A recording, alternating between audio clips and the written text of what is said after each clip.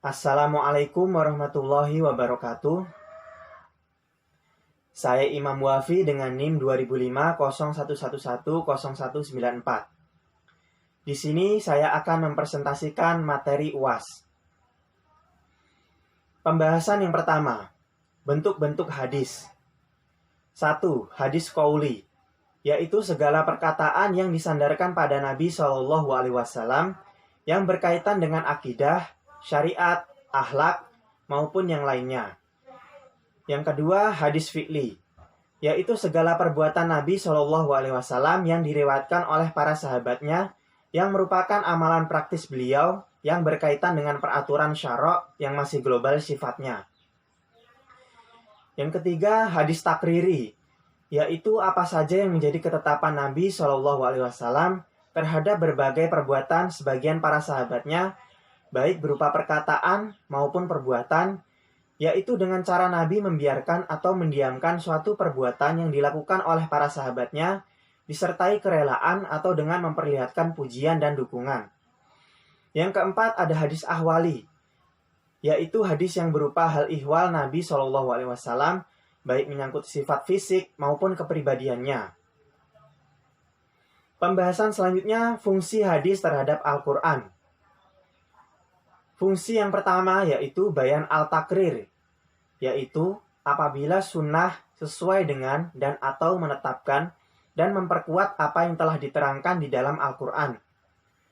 Yang kedua, fungsi bayan al-tafsir, yaitu menjelaskan dan menafsirkan ayat-ayat yang terdapat dalam Al-Quran. Yang ketiga, fungsi bayan al-tashri', yaitu penjelasan sunnah yang merupakan tambahan terhadap hukum-hukum yang terdapat dalam Al-Quran. Yang keempat, ada fungsi bayan al-nasakh, yaitu penghapusan ketentuan hukum syara' dengan suatu dalil syara' yang datang kemudian dari ketentuan hukum semula.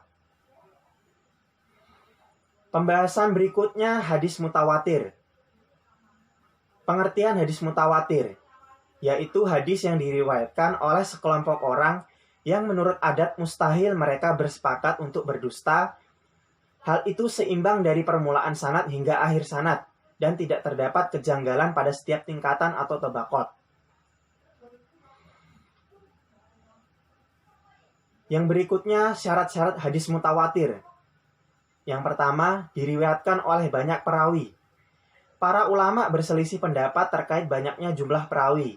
Ada yang menyebut harus lebih dari 4 orang, ada juga yang menyebut 40 orang, 70 orang, bahkan sampai 313 orang. Syarat yang kedua yaitu adanya keyakinan bahwa mereka tidak berdusta. Syarat ini masih terkait erat dengan syarat pertama, bahwa jumlah perawi yang banyak pada umumnya tidak memungkinkan mereka untuk bersepakat dusta atas suatu berita. Yang ketiga, adanya keseimbangan antar perawi. Jumlah perawi atau sanad dalam hadis mutawatir antara tabaqat yang pertama dengan tabaqat lainnya harus ada keseimbangan. Artinya, jika sanad pada tabaqat pertama ada 10 orang, maka pada tabaqat berikutnya juga harus 10 atau 9 atau 11 orang. Yang keempat, berdasarkan tanggapan panca indera. Artinya, berita yang mereka sampaikan itu harus benar-benar hasil pendengaran atau penglihatan sendiri. Pembahasan selanjutnya yaitu tingkatan hadis sahih. Terdapat 7 tingkatan hadis sahih. Yang pertama, hadis yang disepakati oleh Bukhari dan Muslim atau muttafaq alaih. Yang kedua, hadis yang ditakhrij oleh Imam Bukhari sendiri. Yang ketiga, hadis yang ditakhrijkan oleh Imam Muslim sendiri. Yang keempat, hadis yang ditakhrij atas dasar syarat-syarat Bukhari Muslim, akan tetapi keduanya tidak mentakhrijnya. Yang kelima, hadis yang ditakhrij atas dasar syarat Bukhari, akan tetapi Bukhari tidak mentakhrijnya.